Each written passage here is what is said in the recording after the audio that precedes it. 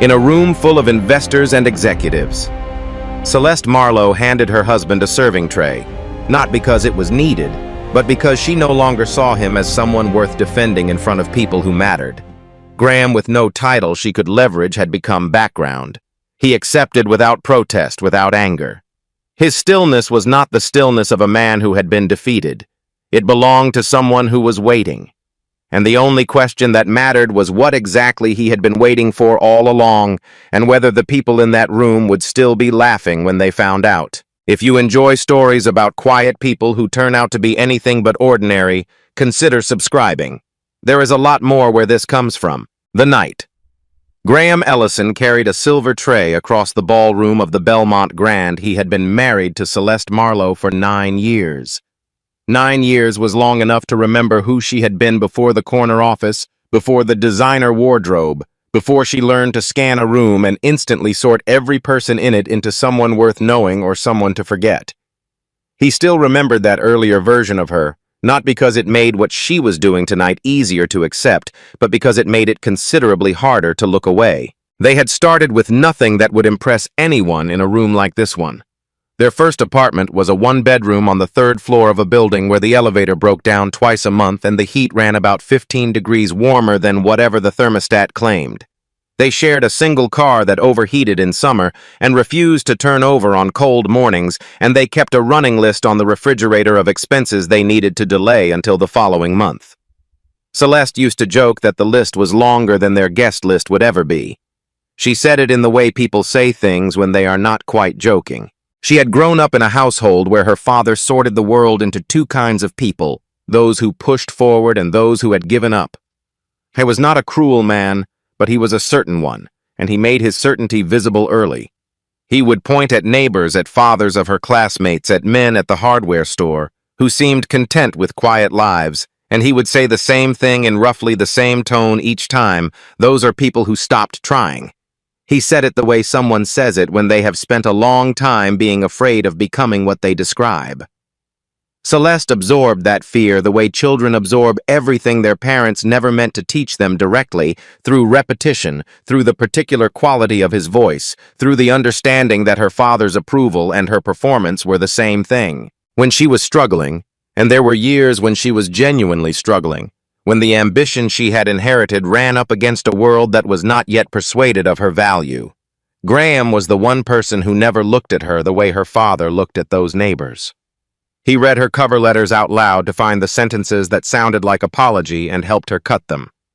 He sat with her in the kitchen past midnight before important presentations, not because he had any particular expertise in marketing strategy, but because she needed someone in the room who already believed she could do it. He believed she was capable before she believed it herself, and that was not a small thing. For a long time, it was the foundation of everything between them.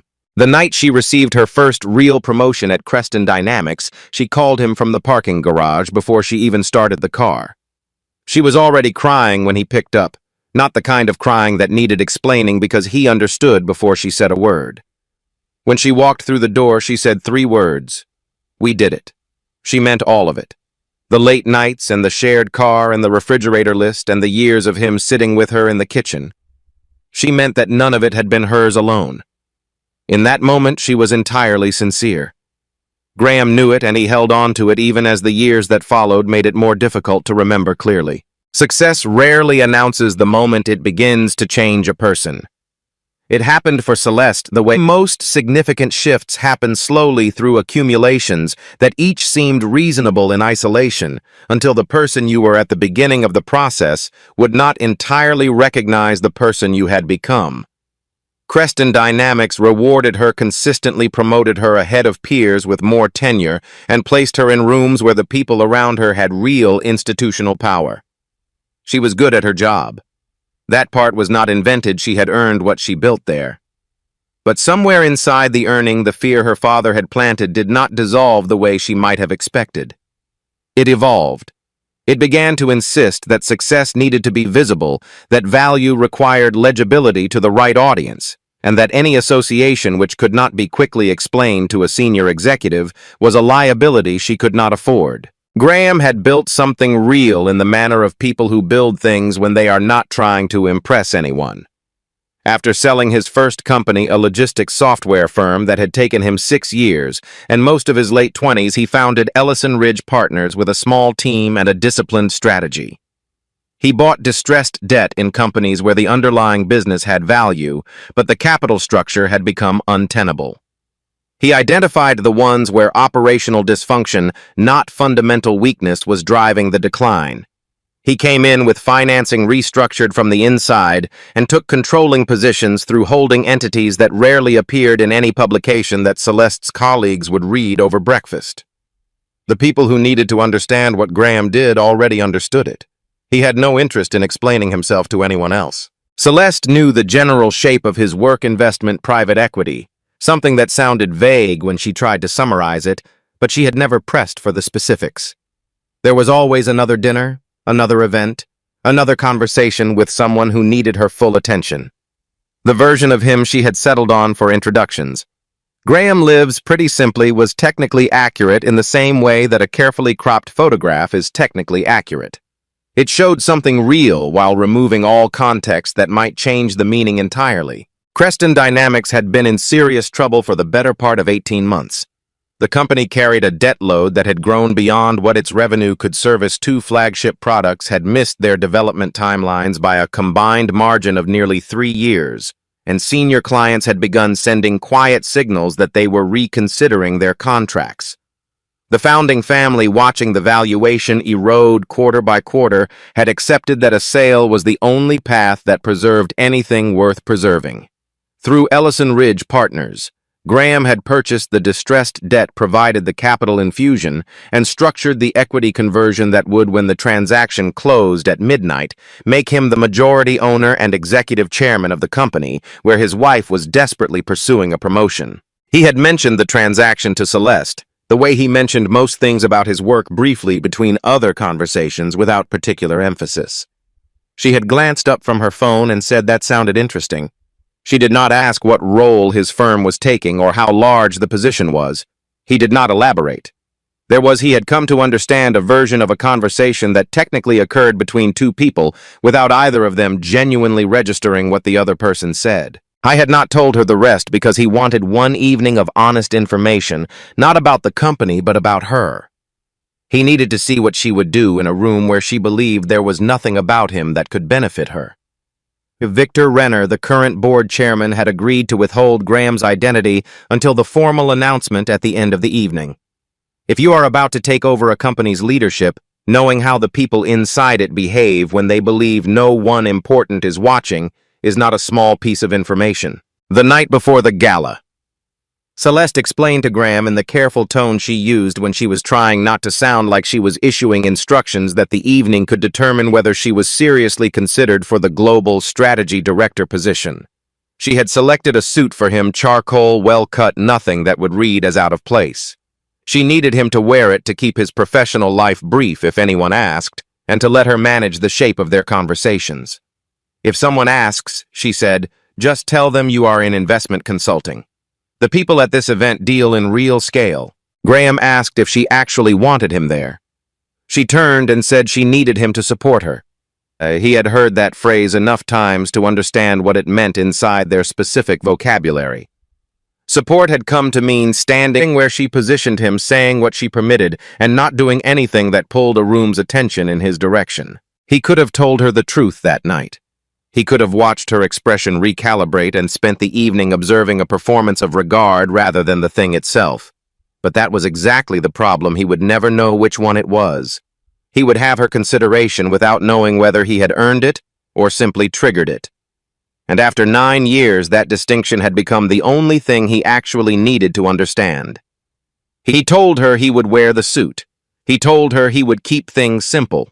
He did not tell her anything else. The Belmont Grand had been designed for exactly this kind of evening, a space where the height of the ceilings and the weight of the chandeliers did the work of establishing hierarchy before a single word was spoken. The crystal overhead caught the light in a way that made everything below it seem both illuminated and observed, and the guests who moved through the main hall carried themselves accordingly, with the particular posture of people who understood that visibility in a room like this was not accidental. You were either seen or you were not, and the difference between those two states determined most of what would happen to your career in the following 12 months. Celeste understood this better than almost anyone in the room. The moment she crossed the threshold, something in her bearing shifted in a way Graham had observed at enough of these evenings to recognize immediately the shoulders back. The smile calibrated to warmth without intimacy, the eyes moving across faces with the practiced efficiency of someone conducting a continuous calculation. She was working the room before she had said a word to anyone, and the work she was doing had no room in it for a husband who could not be leveraged. The first introduction came within minutes. A woman in a charcoal blazer who held a senior position on Creston's investment committee turned to Graham with genuine curiosity and asked what he did. Before he could answer, Celeste's voice came in smoothly and just slightly ahead of his. She said, "Graham did some investment work. Nothing too complex, keeping it light in the way people keep things light when they are hoping the subject changes quickly." The woman nodded and moved the conversation elsewhere. Celeste did not look at Graham after. At the next cluster of guests, she introduced him differently this time with the phrase about him living simply delivered with the kind of affectionate smile that performed warmth while communicating distance. Graham noticed the executive standing nearest to him do a brief involuntary reassessment, the kind of look that people give when they have been told through subtext rather than statement that the person in front of them does not require their sustained attention. He had been rendered invisible in real time by someone using completely accurate facts. Somewhere behind him, two guests were talking in the low, careless voices of people who assume the subject cannot hear them. One of them said something about how surprising it was that someone like Celeste had ended up with someone like that. The other said she had probably just risen too fast to make adjustments. Neither of them said anything that was technically untrue. That was the part Graham found most instructive, not the cruelty of it, but the casualness. He was background to these people before they had exchanged a single word with him because Celeste had handed them the frame and they had accepted it without examination. On the far side of the room, near the raised platform where the evening's formal program would eventually take place, Victor Renner caught Graham's eye. The older man gave a single composed nod, a confirmation between the two of them that the announcement would proceed as planned. Graham acknowledged it with the smallest tilt of his head and returned his attention to the room. The evening had been moving forward with the smooth, managed momentum of an event where most outcomes had been predetermined when the problem with the service elevator created the first visible crack. 3 members of the catering staff were stranded on the lower level when the lift mechanism jammed and the tables in the center section of the ballroom where the most significant investors had been seated began to run short of champagne and still water. It was the kind of logistical failure that in most circumstances would correct itself within 10 minutes without anyone registering it consciously. But Martin Creel was seated at the center table, and Martin Creel had spent 40 years in rooms where he was important enough that small inconveniences did not go unaddressed. He held up his empty glass with the unhurried ease of a man who had never once in his adult life been unsure that someone would respond. He said to no one in particular that it appeared Creston had started cutting costs ahead of the new ownership. Several people at the table laughed because it was the kind of remark that reads as wit when it comes from someone with Martin Creel's profile. The comment landed on Celeste the way all small humiliations land on people who are desperate to appear in control immediately and without mercy. She moved before she had made a conscious decision. A junior server was passing nearby with a half-full tray of champagne flutes, and Celeste intercepted it with the smooth efficiency of someone accustomed to managing situations. She found Graham standing 2 steps away and transferred the tray into his hands with a firmness that left no room for discussion. She told him to bring the glasses to Martin Creel's table and then check on table 7. Her voice was low and very even. Graham did not move immediately. He stood with the silver tray balanced across both hands, and in the moment before Celeste's expression could shift into something more insistent, a woman in a red dress at the adjacent table looked between them and asked with honest curiosity whether he was with the hotel. Celeste had a window of perhaps 3 seconds in which she could have said something that changed the direction of the evening. She could have laughed and explained, could have introduced Graham by name and let the question dissolve into minor embarrassment for the woman who had asked it. Instead, she smiled, not at the woman in the red dress, but at the table more broadly, at Martin Creel specifically, and said that Graham was helping her out tonight, that the least he could do was make himself useful. The laughter that came back was immediate and easy, the kind of laughter that groups produce when they are relaxing into shared permission. She stepped closer to Graham, lowering her voice below what the table could hear, and told him not to stand there looking offended. She said people would think she treated him badly. It came out in the tone she used when she was managing optics, rather than speaking to a person, clear-directed, slightly impatient.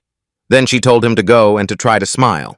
Graham turned and walked toward Martin Creel's table with the tray. He moved at the pace of someone who had decided deliberately not to hurry. The guests he passed barely registered him. They had already categorized him in the way that rooms like this one categorize people quickly and revise rarely. A man carrying a serving tray is staff.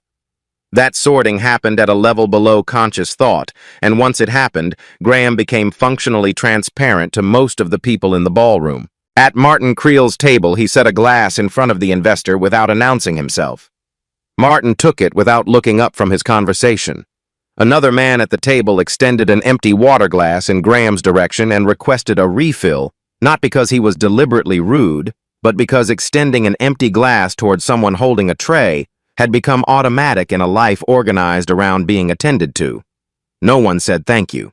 The conversation at Martin's table turned to the Creston acquisition. The guests traded theories with the speculative pleasure of people who have relevant stakes and incomplete information. Someone suggested the buyer was a European fund. Someone else believed it was a wealthy private family looking to consolidate technology assets. They debated whether the current leadership would be retained or cleared out entirely, conducting the discussion in front of a man who could have answered any question they were raising, who had in fact already made every decision they were speculating about, and who was standing close enough to hear every word. Graham listened and said nothing. Celeste, tracking him from across the room, raised her voice slightly to reach him. She called that table 7 was still waiting, using the particular tone designed to sound supervisory rather than personal. When he glanced back at her, she interpreted his expression, which was in fact simply neutral, as something closer to injury, and she addressed this by calling out to him not to look upset. She said at a volume that included the people near her that no one would want to think she was treating him poorly. The laughter this produced was larger and looser than the first round because groups permit themselves to escalate when the permission keeps coming. Graham stood at the far side of table 7 and understood something he had suspected for years, but had never been able to isolate cleanly from all the explanations he had constructed around it. Celeste was not operating on instinct or anxiety tonight. She was not overwhelmed by the pressure of the evening into behavior she would later find unrecognizable. She was making choices, sequential, calculated choices about what she was willing to use to maintain the approval of the people around her. She had used his dignity twice in under 15 minutes without visible hesitation, because she had assessed the trade and decided it was favorable. That was not a lapse. That was a value system made visible under pressure, which meant it was the truest information she had given him in a very long time. The lights in the ballroom shifted, a gradual dimming from the overhead rigs that pulled the ambient noise down with it. The band brought their set to a close with the clean efficiency of professionals who have done this at 100 similar events. The guests throughout the room straightened almost in unison, turning toward the raised platform with the alertness of people who understand that the formal part of the evening is the part that can change things. Victor Renner crossed to the podium with the unhurried authority of a man who has spent 30 years being the most important person in most rooms he enters.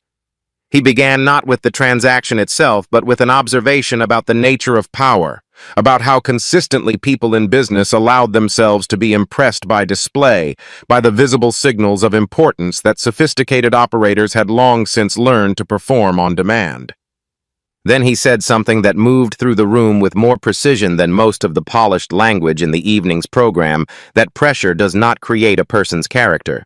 It only removes whatever was covering it. The room held very still. Victor confirmed that the Creston Dynamics acquisition would formally close at midnight.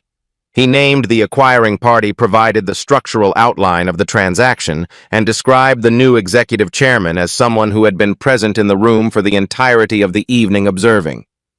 Then he extended his hand toward the spot where Graham was standing with the silver tray and said his name clearly into a room that had been until that moment absolutely certain it already knew who everyone was. Graham set the tray down on the nearest surface. The sound it made metal against the hard edge of the table was small and very clear in the silence that had fallen over 200 people simultaneously. Martin Creel looked at him without the glass in his hand. The woman in the red dress covered her mouth. The guests who had asked him to refill their water took a half step back in the involuntary way that the body moves when the mind has not yet finished processing a reclassification. Celeste did not move. She was standing near the center of the room with her champagne glass raised in the precise position she had chosen to occupy when the announcement came. The glass did not come down. What happened to her face was subtler and more complete than any single dramatic change. The animation went out of her expression, the way light goes out of a room when the source is removed, leaving the shape of everything exactly where it was. Graham walked toward the stage. The speech Graham gave from the stage was not long. He was not a man who used length to establish authority, and the room was already in a state where brevity would land harder than elaboration. He thanked Victor and the board for their confidence in the transition. He said that Creston Dynamics had a technology foundation worth preserving and a team with real capacity, both of which he intended to develop seriously. Then he said the part that the room would carry home with them, the part that moved through the ballroom, not as a corporate announcement but as something closer to a reckoning. He said that financial structures could be rebuilt and product timelines could be corrected, but that the culture of an organization was the one variable that did not respond to capital alone. Culture, he said, was what people chose to do when they believed that no one who mattered was watching. He did not look at Celeste when he said it. He did not need to. Every person in the room who had been present for the last 40 minutes understood exactly what the sentence contained. He announced that all pending promotions and executive appointments at Creston Dynamics were on hold pending a full review.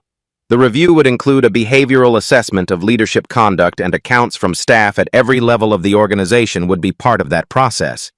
He closed by saying that the measure of leadership was not how a person treated the people who could advance their career, but how they treated the people they believed could do nothing for them at all.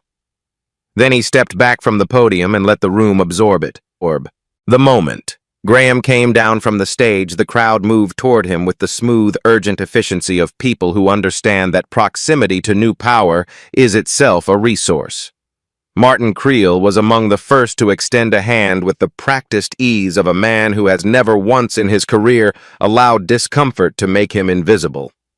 Several others followed, offering the particular variety of explanation that people offer when they need to retrofit a narrative that they hadn't quite understood the situation, that of course they had sensed something was different about Graham, that the whole evening had been remarkable. Graham accepted all of it with the same composed attention he had given to the silver tray 2 hours earlier. Celeste came through the crowd before the outer ring of well-wishers had fully closed in.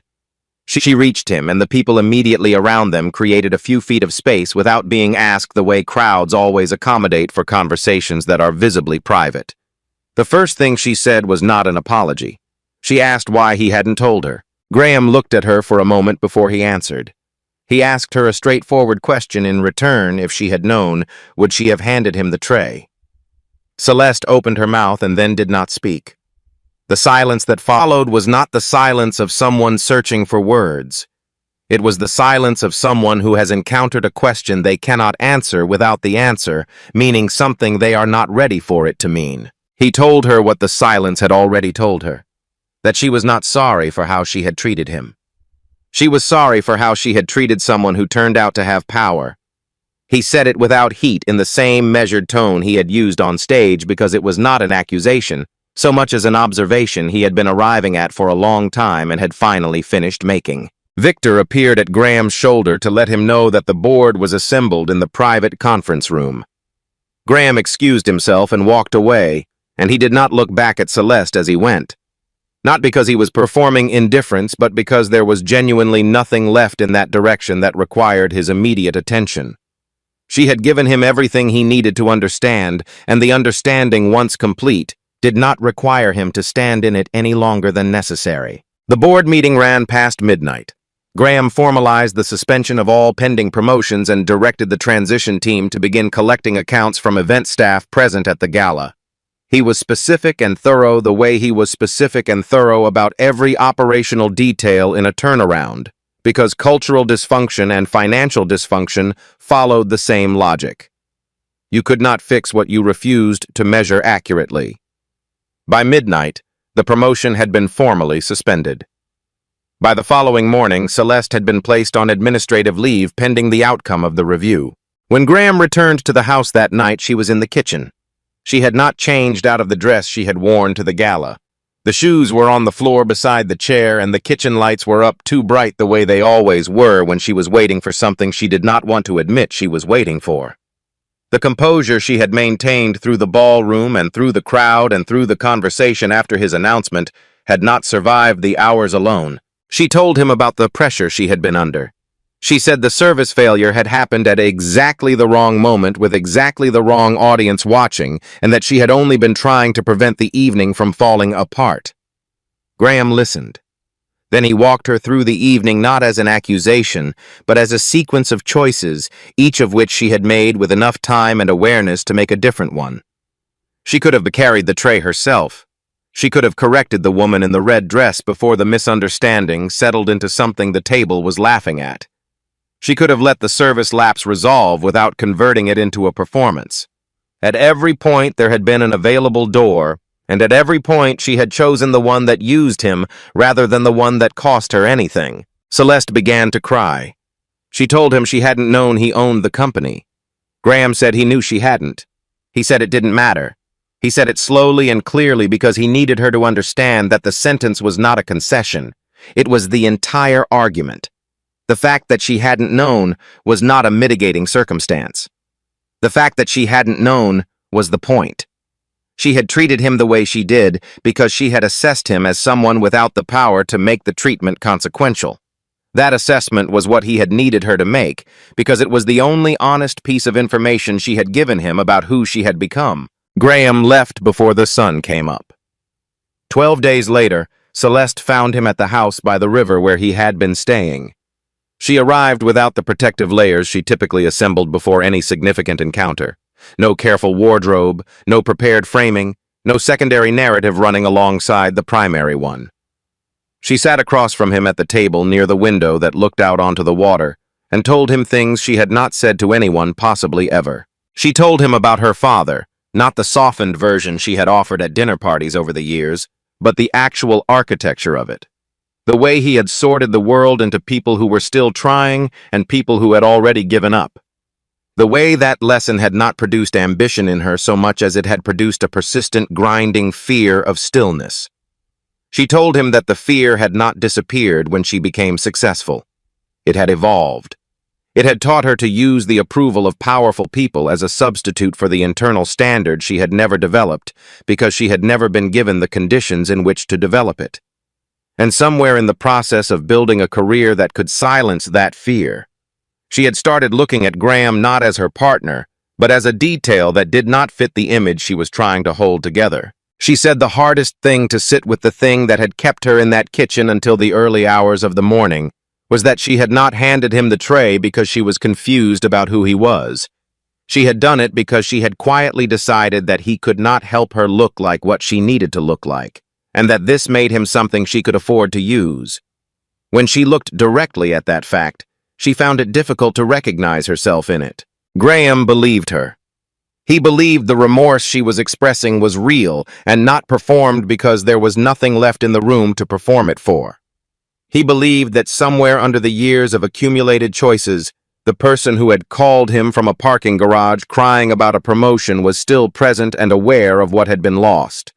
But belief and trust were not the same thing, and he had been in enough negotiations to understand that they did not convert into each other automatically. He told her that he had loved her in the years when neither of them had anything worth showing to a room like the Belmont Grand. He told her that what he could not do was remain in a marriage where his safety depended on her knowing he was powerful enough to demand her respect. A love that required leverage was not a foundation. It was a negotiated position, and negotiated positions held only as long as the terms remained favorable. Celeste asked quietly if that meant it was over. He told her it did. She stood to leave. At the door, she turned back and said she hadn't known who he really was. He looked at her steadily and said that had never been what he was testing. She waited. He told her that what he had been testing was who she was when she thought he was no one. Neither of them spoke after that. She walked to her car and Graham turned back to the window and the river moving outside it. The divorce was handled privately and without spectacle. A fair division of assets, no punitive pursuit of consequences beyond what the review process had already set in motion, no release of the footage that had circulated internally within the company. He did not believe that suffering required maximizing. Celeste had already lost the promotion, the professional standing she had spent years constructing, and the version of herself she had believed in. That was sufficient. The point had been made without his help, which was he had come to understand the only way a point like that ever really lands. At Creston Dynamics, the turnaround proceeded with the methodical discipline that had made Ellison Ridge's track record what it was. 3 members of senior leadership were transitioned out in the first 60 days, not publicly, not with any drama attached, and replaced with people whose management histories suggested they understood that an organization's strength comes from how it treats the people at every level, not just the ones at the top. A confidential reporting structure was introduced. Compensation reviews were conducted across levels that had historically been overlooked. The clients who had been preparing to walk their contracts reconsidered after the first quarter under new ownership. The technology team, which had been demoralized and underled for the better part of 2 years, began producing again. Graham kept wearing simple suits. He kept a low profile in the press and declined the interviews that came with any high-profile acquisition. He was the same person he had been at the start of the evening, which was the same person he had been when he and Celeste were keeping a running list of deferred expenses on a refrigerator in a 1-bedroom apartment. That was not a performance of modesty. It was just who he was. The silver tray had not told the room who Graham Ellison was. He had always known that. What it had told the room was everything it needed to know about Celeste, and what it had told Graham was the one thing he had gone to that gala to find out. Some truths can only be seen by people who are willing to be underestimated long enough to let the light reach them. There is a version of this story that ends with a dramatic confrontation, a public takedown, a humiliation designed to match a humiliation. But that is not what happened, and it is not what made the ending meaningful. What made it meaningful was simpler and harder than any of that. Graham never needed the room to confirm his value. He already knew it. And because he knew it, he could afford to wait quietly without performance until the truth showed itself on its own.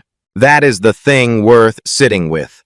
Not the reveal, not the power shift, not the moment the tray hit the table. The thing worth sitting with is the question of how we treat the people we think can do nothing for us.